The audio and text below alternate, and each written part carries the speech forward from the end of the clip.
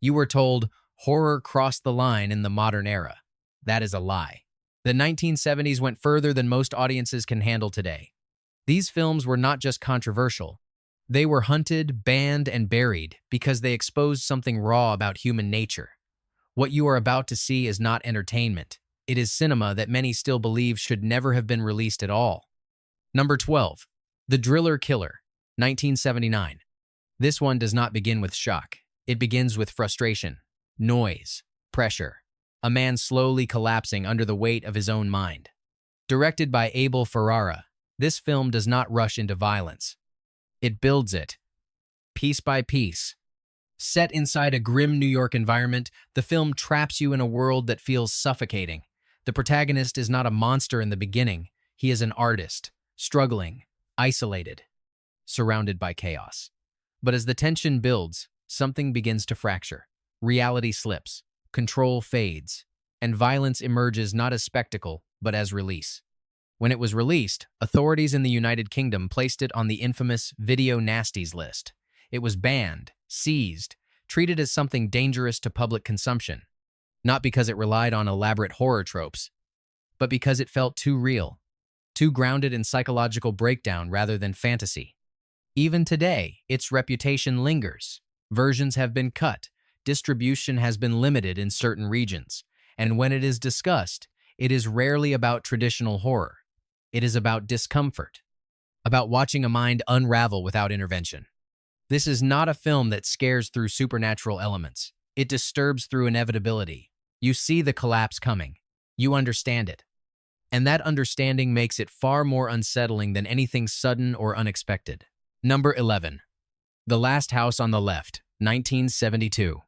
You are not supposed to feel entertained watching this film. That is the first rule it breaks. Directed by Wes Craven, The Last House on the Left does something far more unsettling than horror. It strips away the illusion that violence has boundaries. From the very beginning, it feels wrong. Not stylized, not exaggerated, just brutally real. Two teenage girls set out for a simple day. What follows is not a descent into horror. It is a collapse into something much darker. The violence here is not framed for thrills. It is prolonged, uncomfortable, almost unbearable to sit through. When this film hit theaters, many countries reacted with immediate bans. In the United Kingdom, it was seized and censored repeatedly. In other regions, it was cut so heavily that entire sequences disappeared. Not because of gore alone, but because of how disturbingly human it felt.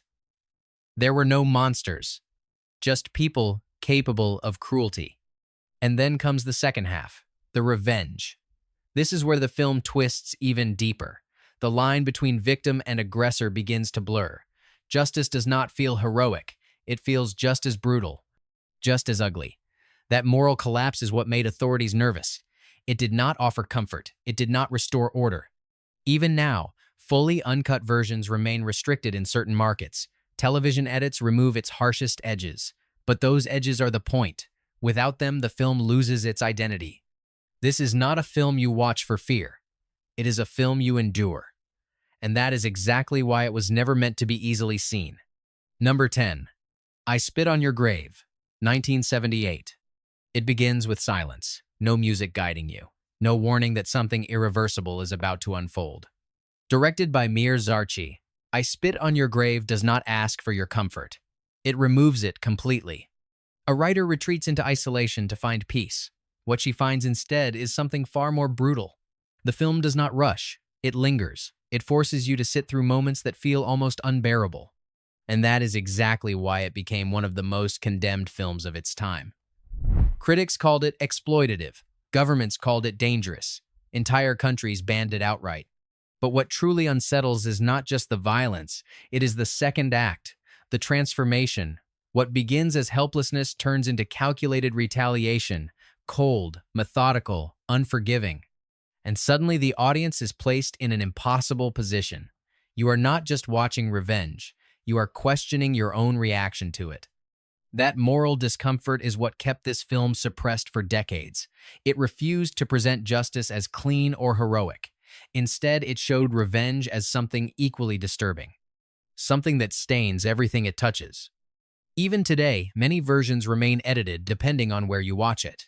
The full cut is rarely broadcast without alteration, because once seen in its original form, it is impossible to forget. This is not a film built on fear of monsters. It is built on something far worse, the realization that ordinary people can cross lines that cannot be undone. Number 9. Island of Death, 1976. There are films that push boundaries, and then there are films that seem to exist only to destroy them. Directed by Nikos Masterakis, Island of Death does not follow rules. It rejects them completely. Set on a quiet Greek island, the story appears almost simple on the surface. A couple arrives as tourists. What follows is not chaos in the traditional sense. It is something colder, more calculated. Each act feels deliberate. Each moment feels designed to provoke, not just shock, but discomfort at a level most films avoid. This is where the film separates itself from typical horror. It is not interested in building suspense through atmosphere alone. It uses taboo. It uses unpredictability. It constantly shifts the ground beneath the viewer. You never know where the next line will be crossed, and eventually you realize there are no lines left. Upon release, it was banned across multiple countries almost immediately. Not trimmed, not adjusted, completely removed. Authorities did not attempt to fix it. They tried to erase it. And even decades later, it remains one of the most difficult films to classify or distribute in its original form. What makes it endure is not just its extremity, it is its unpredictability. There is no safe rhythm, no familiar structure, just a constant escalation into something more disturbing than what came before. This is not a film that wants to scare you. It wants to confront you. And once it does, there is no turning away. Number 8. The Beast in Heat, 1977. There is exploitation cinema. And then there is something far more uncomfortable. Directed by Luigi Batzella, The Beast in Heat does not ease you into its world. It throws you directly into a setting already soaked in cruelty and decay. Set within a Nazi prison camp, the film immediately establishes a tone that feels oppressive and relentless. But what makes it infamous is not just the setting, it is the way it escalates. Scene after scene pushes further into territory that most films would never approach. Not for narrative depth, not for artistic metaphor, but for pure confrontation. When it was released, censorship boards reacted with immediate hostility. It was banned in several countries and seized in others. Not because it hinted at extremity, but because it fully embraced it. There was no attempt to soften the imagery or provide moral distance. It simply presented its brutality without apology. Even decades later, the film remains difficult to find in its original form. Many versions are cut or heavily altered, and when it does appear, it carries a reputation that precedes it. Viewers are not drawn by curiosity alone, they are warned. What makes this film persist in conversations is not quality in the traditional sense. It is notoriety. It represents a moment in cinema where boundaries were not just tested, they were erased completely. This is not horror designed to entertain. It is horror designed to provoke. And once it does, it leaves behind something that feels far more unsettling than fear. Number 7. SS Experiment Love Camp, 1976. At first glance, it feels like another entry in the wave of European exploitation films that flooded the 1970s. But SS Experiment Love Camp, directed by Sergio Garoni, quickly reveals why it became one of the most heavily restricted titles of its era. The setting is familiar, a prison camp, authority figures abusing power. But what separates this film is the way it builds its atmosphere. There is no sense of justice waiting at the end. No hero preparing to intervene. Only a steady progression deeper into moral collapse. Scene by scene, it constructs a world where control is absolute and empathy is absent, and that absence becomes the true horror. The film does not rely on supernatural elements. It relies on human behavior pushed to its darkest limits. Censorship boards across Europe reacted predictably. The film was banned in multiple territories and heavily edited in others. It became part of the broader crackdown on what authorities labeled as dangerous cinema. Not just offensive, but corrosive to public standards. Even today, complete versions are not easily accessible in many regions. What survives in circulation is often altered, trimmed to reduce the intensity that originally defined it. But even in those altered forms, the tone remains unmistakable.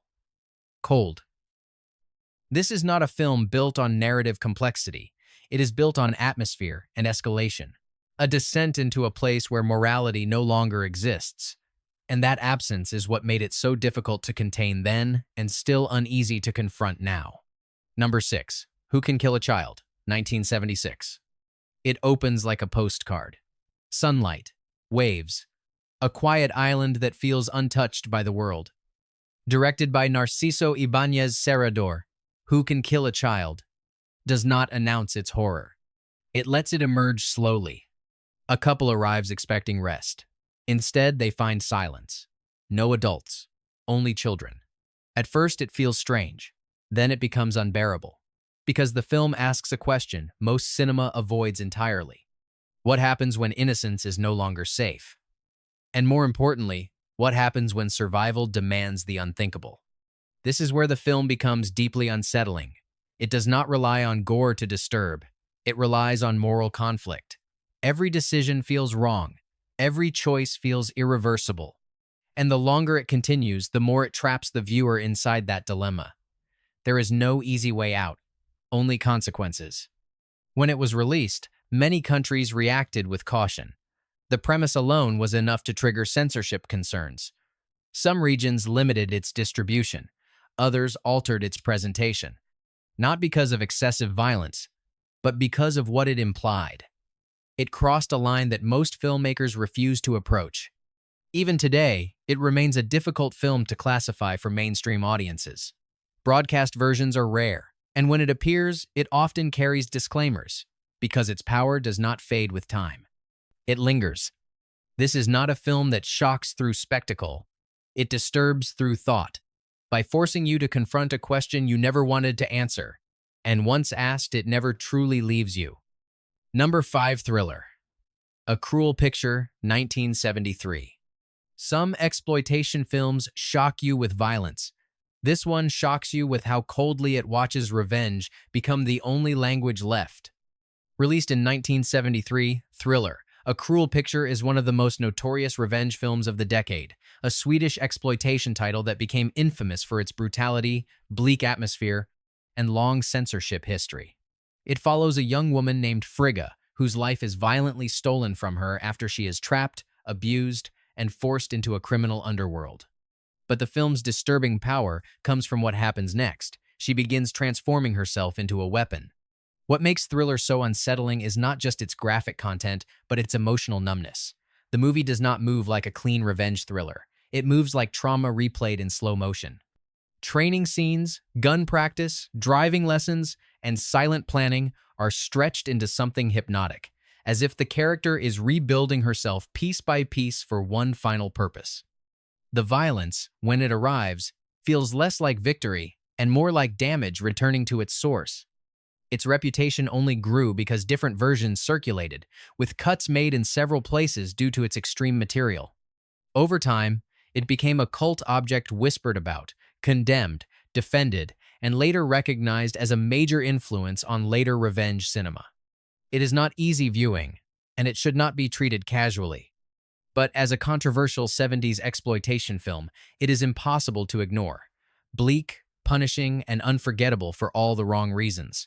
Number 4. Cannibal Holocaust. It begins like an investigation.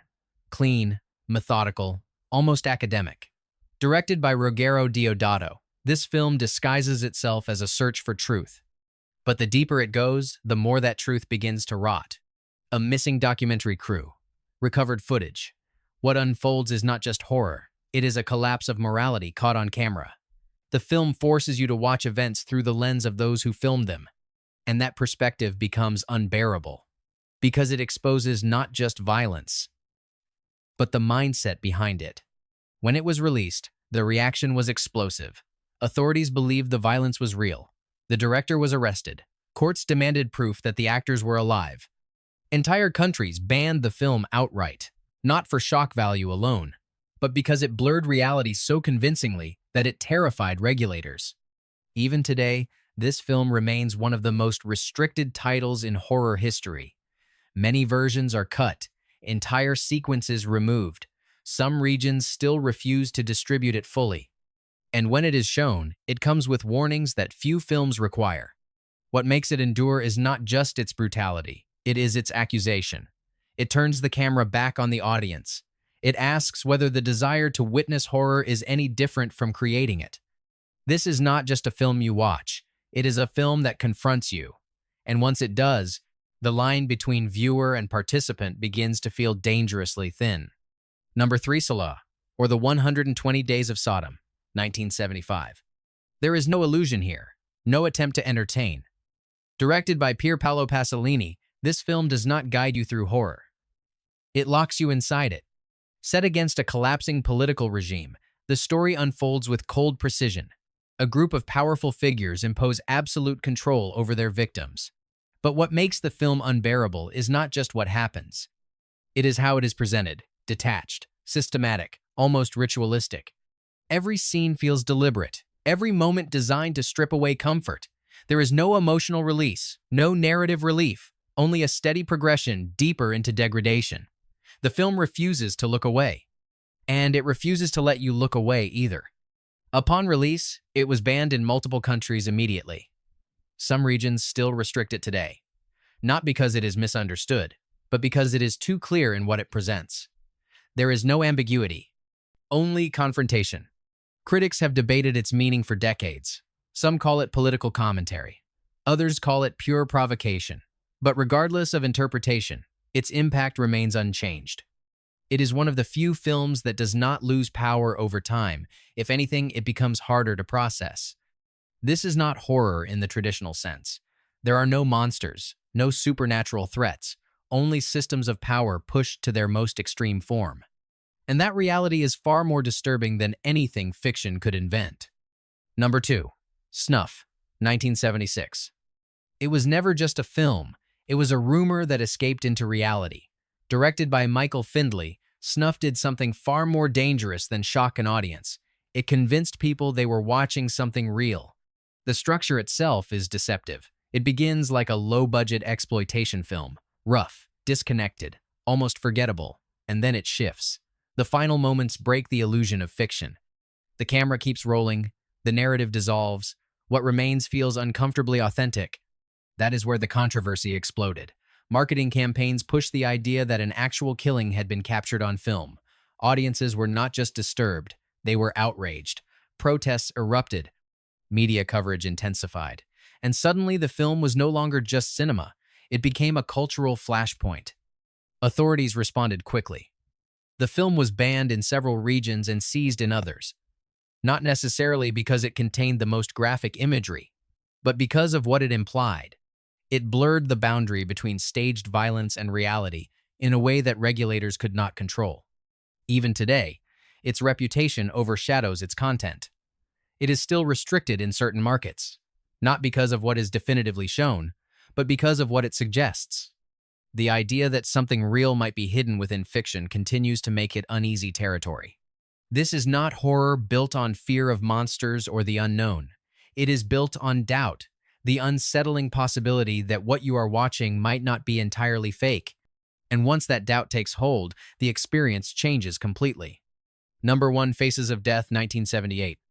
There is no narrative comfort here, no characters to follow, no resolution waiting at the end.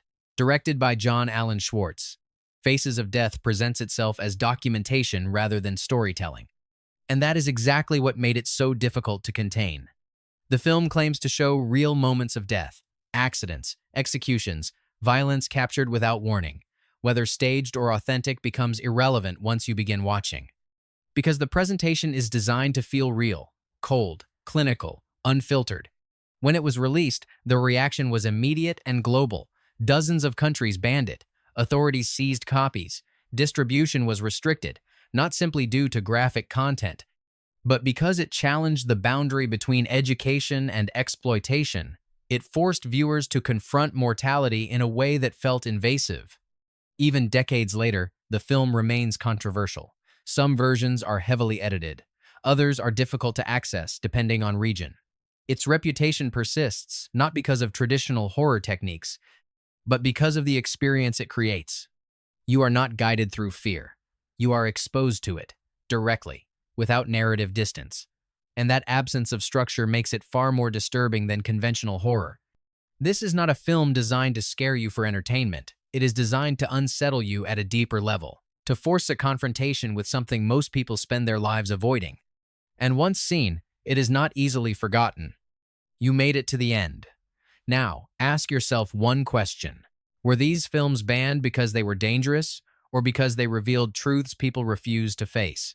If you think modern horror is extreme, you have not seen anything yet. The past was darker, and some doors once opened should never be opened again.